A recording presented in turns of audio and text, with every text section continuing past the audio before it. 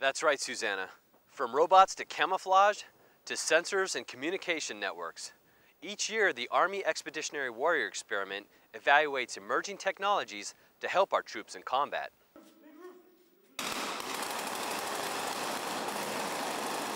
We test emerging technologies that are being fielded to the Army. Soldiers and engineers descended on McKenna Mount site again this year to test some of industry's latest and greatest technologies. AEWE is a large testing experiment, millions of dollars are put in which engineers with contract companies for the United States Army will come down here with their technologies.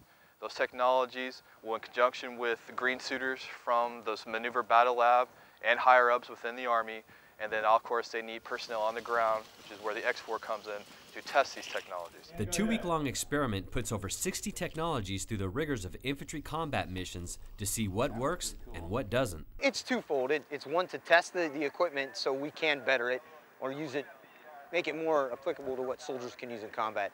The other thing that it does is it tests our force structure right now. Like, do we have the right force structure? Is it okay to have the infantry platoon or infantry company to stay the same? So they bring it down to us, put it through a structured 14-day test cycle, day missions, night missions, and then at the end of it we give a detailed AAR and report that goes up. Does this piece of technology, is it useful, is it not useful? It was supposed to do A, B, and C. Did it do A, B, and C?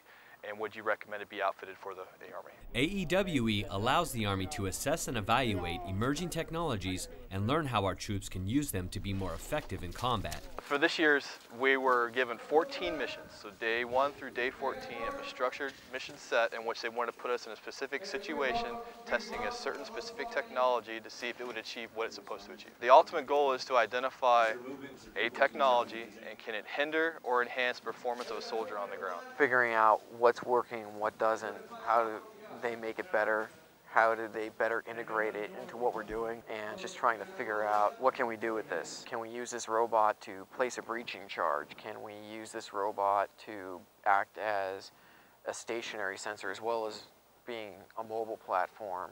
The objective is to have an assortment of tools that feed real-time information back to our troops through an easy-to-use network so they can find the enemy and understand the battle space. Give you better situational awareness of where you're at, where your comrades are at, and potentially where the bad guys are at. You'll be able to either shoot, move, communicate to destroy the enemy, or be able to use your experimental communication devices to be able to call in for reinforcements, call in air assets or whatnot. What we need help with is identifying the enemy far out. How far away is he? Or locating the enemy within a city, or locating the explosive device that they just put on the road.